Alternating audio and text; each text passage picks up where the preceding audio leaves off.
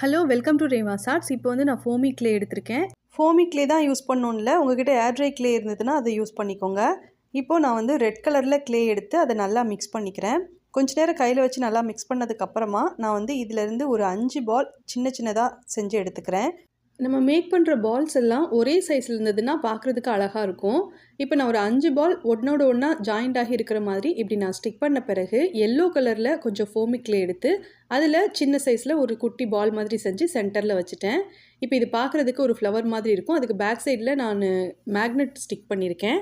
இதே மாதிரியே light pink கலர்லேயும் எல்லோ கலர்லேயும் சேர்த்து நான் ஒரு ஃப்ளவர் செஞ்சுருக்கேன். அதுக்கப்புறம் இது வந்து க்ளே கட்டர் யூஸ் பண்ணி கட் பண்ணி எடுத்து வச்சுருக்கேன். இதுக்கு பேக் சைட்லேயும் மேக்னெட் ஸ்டிக் பண்ணிட்டேன்.